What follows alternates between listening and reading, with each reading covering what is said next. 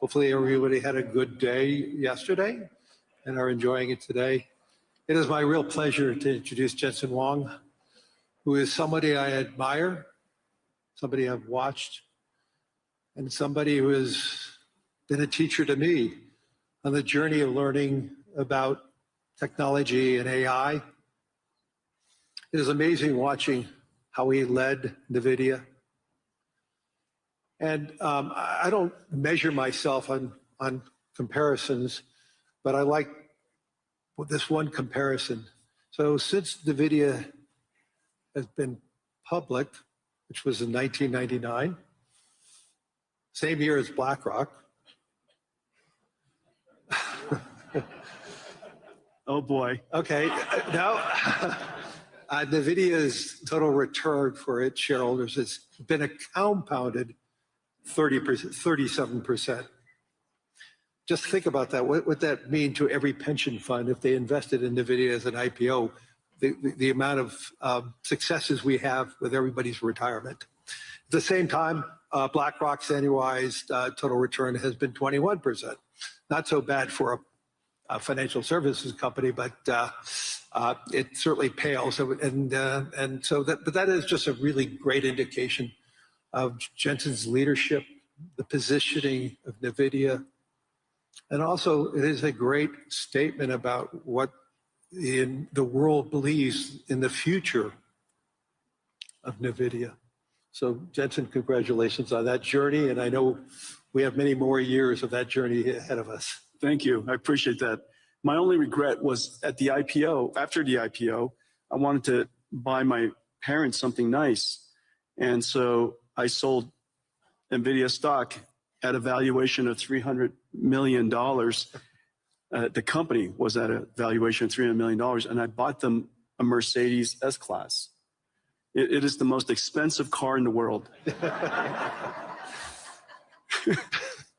They regret it. Do they still have it? Oh, sure. Yeah, Good. They still have it, yeah. Good. Let me go into the subject matter now, but I just want to say, the debate on AI is about how it's going to change the world and the global economy. Today, I want to talk about how AI can add to the world economy and how AI can increasingly become a foundational technology that everyone in this room can be utilizing, enhancing our lives, enhancing the lives of everyone in the world. And we need to talk about how it's going to reshape productivity, labor, infrastructure across virtually every other sector. But importantly, how it's going to reshape the world, and how can more segments of the world benefit from AI? And how can we ensure that we have a broadening of the global economy, not a narrowing of the global economy? And I can't think of another person who has a clearer view on not just what AI is, but the infrastructure around it, the infrastructure that is necessary to build around it. And because so many of the major hyperscalers are utilizers of what NVIDIA creates, and the whole engagement around the infrastructure around AI, the potential of AI, I think we have a great voice to listen to this afternoon or this morning. So Jensen, once again, thank you. This is his first time here at the World Economic Forum in Davos, and I know you have a really busy schedule, so thank you for taking that time. I appreciate that. So let me go right into it. Why do you believe that AI has the potential to be that significant engine of growth? And what makes this moment, this technology, different than past technology cycles? Yeah, this is, first of all, when you think about AI and you're interacting with AI in all these different ways, ChatGPT, of course, using Gemini, of course, using Anthropic, Claude, of course, and the magical things that it could do, it's helpful to reason back to the first principles of fundamentally what is happening to the computing stack. This is a platform shift. A platform is something where applications are built on top of. And this is a platform shift like the platform shift to PCs. New applications were developed to run on a new type of computer. Platform shift to the internet. a new type of computing platform, hosted all kinds of new applications, a platform shift to mobile cloud. In each and every one of these platform shifts, the computing stack was reinvented and new applications were created. This is a new platform shift in the sense that today you're using ChatGPT. It's important to understand that itself is an application, but very importantly, new applications will be built on top of ChatGPT. New applications will be built on top of Anthropic Claude, for example. And so it's a platform shift in that way. AI is really easy to understand if you realize what it can do that you could never do before. Software in the past was effectively pre-recorded. Humans would type and describe the algorithm or the recipe for the computer to execute. It was able to process structured information, meaning you've got to put the name, the address, their account number, their age, where they live. You create these structured tables that software would then go and retrieve information from. We call it SQL queries. SQL is the single most important database engine the world's ever known. Almost everything ran on SQL before now. Now we have a computer that can understand unstructured information, meaning it can look at an image and understand it. It could look at text and understand it. It's completely unstructured. It could listen to sound and understand it, understand the meaning of it, understand the structure of it, and reason about what to do about it. And so for the first time, we now have a computer that is not pre-recorded, but it's processed in real time, meaning that it's able to take the context of the circumstance, whatever the environmental information, the contextual information, and whatever information you give it, it could reason about what is the meaning of that information and reason about your intent, which could be described in a really unstructured way. You describe it however you want to describe it. We call it prompts, but you describe it however you like to describe it. And to the extent that it can understand your intention, it could perform a task for you. Now, the important thing about this is that because we're reinventing that entire computing stack, the question is, what is AI? You're asked, when you think about AI, you think about the AI models. But it's really important to understand industrially, AI is actually essentially a 5-layer cake. At the bottom is energy. AI, because it's processed in real time and it generates intelligence in real time, it needs energy to do so.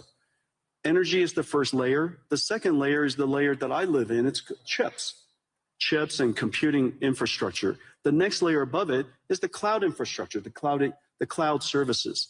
The layer above that is the AI models. This is where most people think AI is.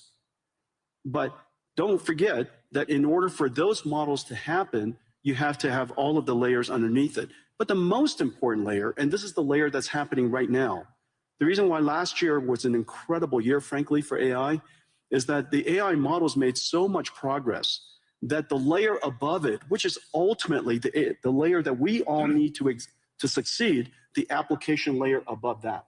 And so this application layer could be in financial services, it could be in healthcare, it could be in manufacturing. This layer on top ultimately is where economic benefit will happen. But the important thing, though, because this computing platform requires all of the layers underneath it, it has started, and everybody's seeing it right now, it has started the largest infrastructure build out in human history. We're now a few $100 billion into it. That's it. We're a few $100 billion into it. Larry and I, we get the opportunity to work on many projects together. There are trillions of dollars of infrastructure that needs to be built out. And it's sensible. It's sensible because all of these contexts have to be processed so that the AI, so that the models can generate the intelligence necessary to power the applications that ultimately sit on top.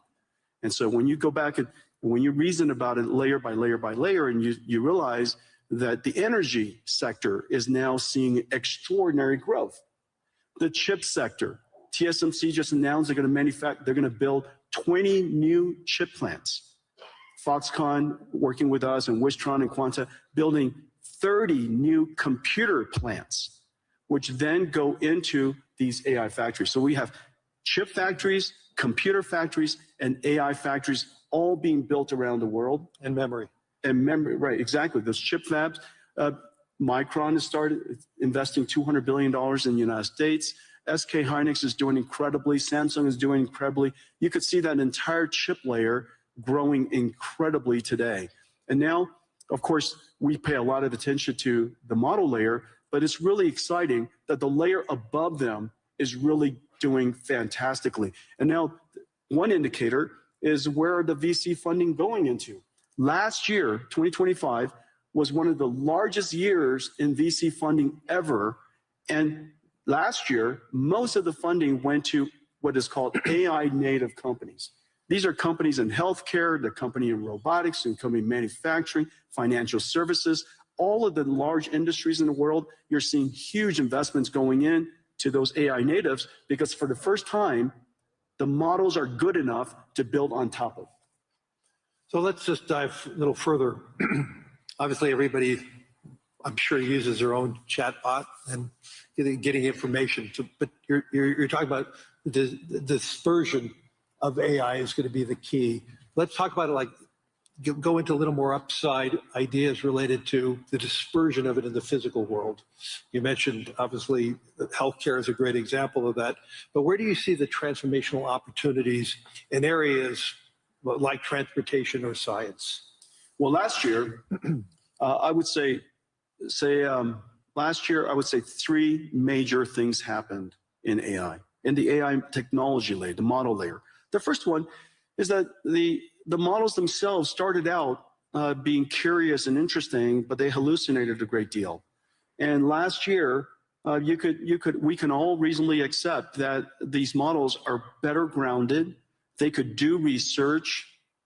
They can reason about circumstances that maybe they weren't trained on, break it down into step-by-step reasoning steps, and come up with a plan to answer your question, do your research, or perform the task. So last year, we saw the evolution of language models becoming AI systems that we call agentic systems, agentic AI. The second major breakthrough is the breakthrough of open models. Several years ago, was it a year ago, DeepSeek came out? Last year. And DeepSeek was, a lot of people were quite concerned about it. Frankly, DeepSeek was a huge event for most of the industries, most of the companies around the world, because it's the world's first open reasoning model.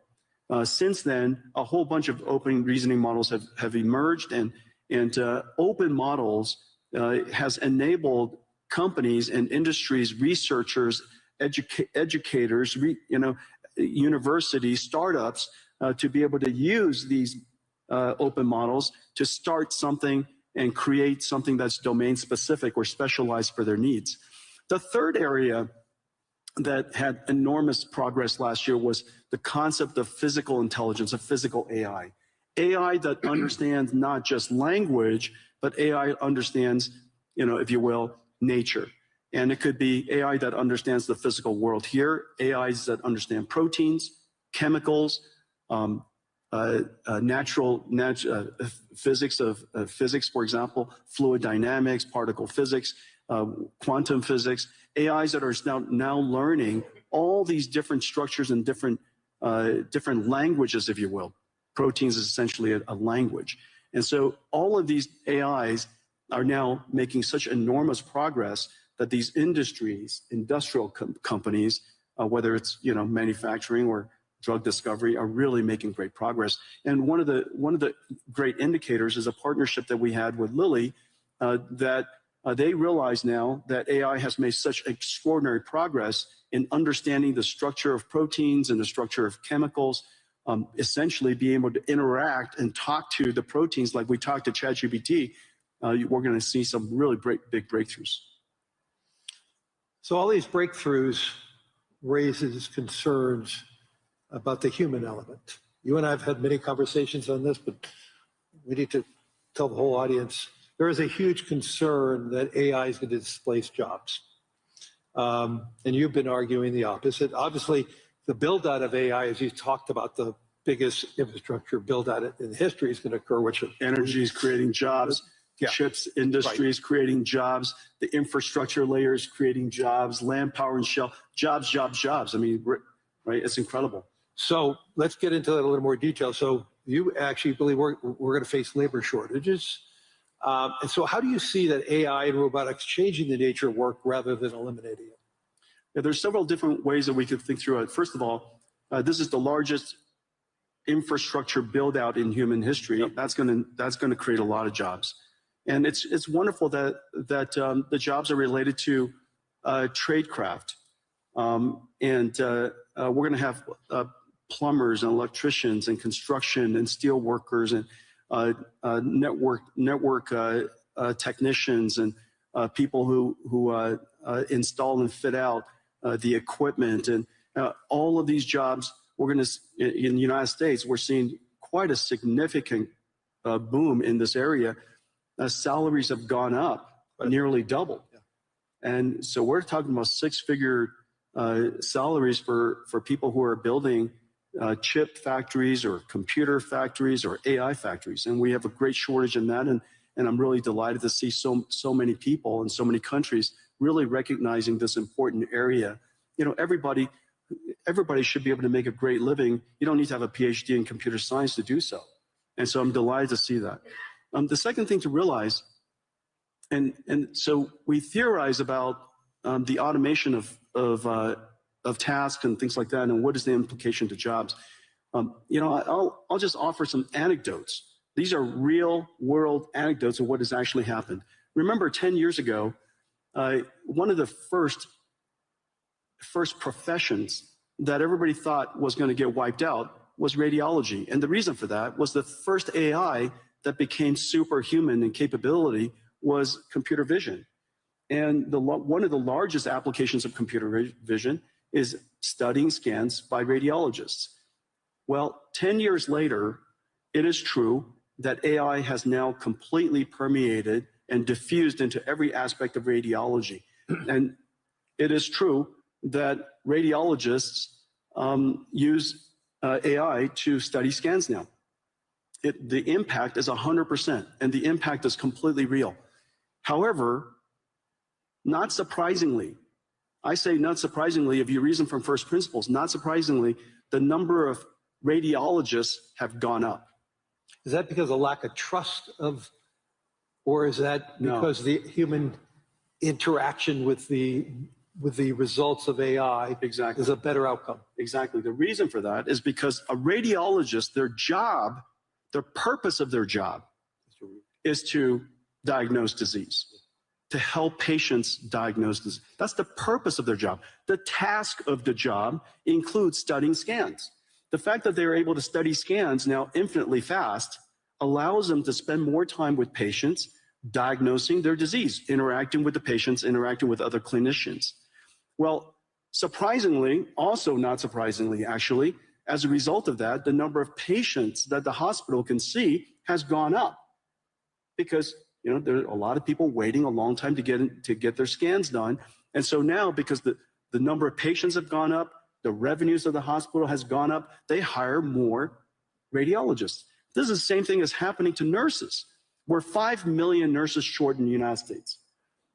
As a result of using AI to do the charting and the transcription of the patient visits, nurses spend half of their time charting. And now they could use AI technology, and one particular company, Abridge, they're a partner of ours doing incredible work. As a result of that, the nurses could spend more time visiting patients. Human touch. That's right. And because you could now see more patients, and we're no longer less bottlenecked by the number of nurses, more patients could get into the hospital sooner. As a result, hospitals do better, they hire more nurses. And so surprisingly, AI is increasing their not surprisingly, AI is increasing their productivity. As a result, the hospitals are doing better. They want to hire more people. You have too many people waiting too long to get into hospitals. And so these are two perfect examples. Now, the easiest way to think about what is the impact of AI on a particular job is to understand whether the job, what is the purpose of the job, and what is the task of the job. If you just put a camera on the two of us and just watched us, you would probably think the two of us are typists because I spend all of my time typing. And so if AI could automate so much word prediction and help us type, then we would be out of jobs. But obviously that's not our purpose. And so the question is, what is the purpose of your job? In the case of radiologists and nurses, is to care for people. And that purpose is enhanced and made more productive because the task has been automated. And so to the extent that you can reason about each one of the people's purpose versus the task, I think it's a helpful framework. Let's move this beyond the developed economies. Help me understand how AI is it broaden the world and help the world. I read an Anthropic piece this past weekend that basically said the utilization of AI most recently is very dominant by the educated society. And they're even seeing the educated component of each society being heavily more utilized. And obviously they're using it against their own model Claude, so it may have its own biases. So how do we ensure that AI is a transformational technology, maybe like what Wi-Fi and 5G was for the emerging world? And when you intersect that, what does it mean for the emerging world? And John, how do we broaden the global economy? And two, getting back to the whole job situation with robotics and AI, there is going to be some substitution there. And there's substitution in the United States already going on. We may be creating more plumbers and electricians, but we probably need less analysts at financial institutions. Lawyers need less because they're able to accumulate the data faster. So let's just pivot on to the emerging world for a second, in the developing world. How do you see that play out? Well, first of all, AI is infrastructure, and there's not one country in the world, I can't imagine, that you need to have AI as part of your infrastructure, because every country has its electricity, you have your roads, you should have AI as part of your infrastructure. Of course, you could always import AI, but AI is not so incredibly hard to train these days, and because there are so many open models, these open models with your local expertise, you should be able to create models that are helpful to your own country. And so I really believe that every country should get involved to build AI infrastructure, build your own AI, take advantage of your fundamental natural resource, which is your language and culture, develop your AI, continue to refine it, and have your national intelligence be part of your ecosystem. And so I think that's number one. And number two, remember, AI is super easy to use. It's the easiest software to use in history, and that's the reason why it's the fastest growing and most rapidly adopted. I mean, in just a couple of 2-3 years, it's coming up to almost a billion people. I think, first of all, Claude is incredible. Anthropic has made a huge progress, huge leap in developing Claude. Yep. We use it all over our company. The coding capability of Claude, its reasoning capability, its ability is just really incredible. And anybody who has a software company really ought to get involved and use it. On the other hand, ChatGPT is probably the most successful consumer AI in history. And its ease of use and its approachability, I think everybody should get involved. And whether it's somebody in a developing country or a student, it is very clear that it is essential to learn how to use AI, how to direct an AI, how to prompt an AI, how to manage an AI, how to guardrail the AI, evaluate the AI. These skills are no different than leading people, managing people, things that you and I do all the time. So in the future, instead of biological, carbon-based AIs, in the future we're also going to have digital versions of AIs, silicon versions of AIs, and we'll have to manage them. They're just part of our digital workforce, if you will. And so I would advocate that for the developing countries, build your infrastructure, get engaged in AI, and and recognize that AI is likely to close the technology divide. Right. Because it is so easy to use and so abundant and so accessible. And so, you know, I'm actually fairly optimistic about the potential of AI to lift the countries that are emerging, and for many people who haven't had computer science degree, all of you can be programmers now, you know. And so in the past we had to learn how to program a computer. Now you program a computer by saying to the computer, "How do I program you?" You know. And if you don't know how to use an AI, just go up to the AI and say, "I don't know how to use an AI. How do I use an AI?" And it would explain it to you. And you know, you say, I like to write a program to create my own website. How do I do that? And it says, it would ask you a whole bunch of questions about what kind of website you would like to build, and then write you the code. And so it is that easy to use, and that's of course the incredible, you know, power of AI, which is exciting. Two quick questions, then we're going to run out of time. We're sitting here in Europe. When we were talking about a lot of companies, we mentioned a lot of US companies and Asian companies. Talk to us about how AI and the success of Europe and the future of Europe can intersect, and how do you see NVIDIA play that role here in Europe? Well, I have the benefit, NVIDIA has the benefit of working with every AI company in the world. And because we're low in the infrastructure layer, and we power AI across the board. And we power AI that are languages, their biology, their physics, their world models, and related to manufacturing and robotics. And the thing that's really quite exciting for Europe is, remember, your industrial base is so strong. The industrial manufacturing base in Europe is incredibly strong. This is your opportunity to now leap past the era of software. The United States really led the era of software. AI is software that doesn't need to write software. You don't write AI, you teach AI. And so get in early now so that you can now fuse your industrial capability, your manufacturing capability with artificial intelligence, and that brings you into the world of physical AI or robotics. You know, robotics is a once in a generation opportunity for the European nations. And whether it's, you know, all of the countries that I visit here, industrial base is really strong. The other thing to realize is that so much of the deep sciences are still very strong here in Europe. Right. And the deep sciences now have the benefit of applying artificial intelligence to accelerate your discovery. And so I think that it's fairly certain that you have to get serious about increasing your energy supply so that you could invest in the infrastructure layer so that you could have a rich ecosystem of artificial intelligence here in Europe. So what I'm hearing is we're far from an AI bubble. The question is, are we investing enough? Let's turn it around, because there's so many people talking about a bubble, but the question is, what I'm hearing from you is, you know, are we investing enough to do what we need to do to broaden the global economy?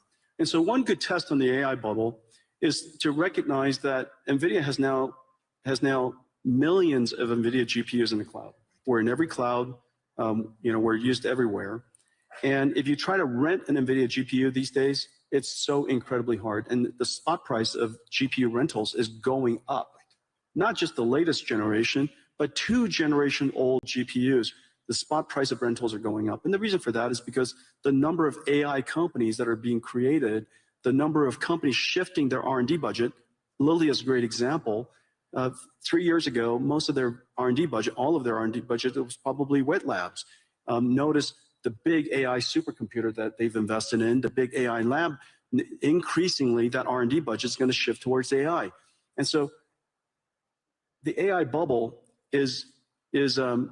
comes about because the investments are large. And the investments are large because we have to build the infrastructure necessary for all of the layers of AI above it. And so I think the opportunity is really quite extraordinary, and everybody ought to get involved. Everybody ought to get engaged. We need more energy. I think that we all recognize that. we need more land power and shell. We need more trade skill workers. And in fact, that population of workforce is so strong here in Europe. Yes. In a lot of ways, the United States lost that in the last 20, 30 years. Yeah. But it's still incredibly strong here in Europe. It's an extraordinary opportunity you ought to take advantage of. And so I would, I know that where Larry and I work, we see the investment opportunities and the investment scale is going up. The number of startups, as I mentioned earlier, that 2025, the largest investment year in VC history, over $100 billion around the world. Most of it was AI natives. And so these AI companies are building basically the application layer above. And they're going to need infrastructure.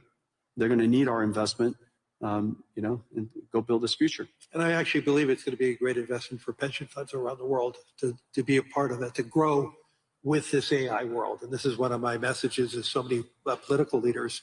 We need to make sure that the average pensioner, the average saver, is a part of that growth. If they're just watching it from the sidelines, they're going to feel left out. And we want to invest in infrastructure. Right. Infrastructure is a great investment opportunity. This is the single largest infrastructure build out in human history. Yep. Get involved.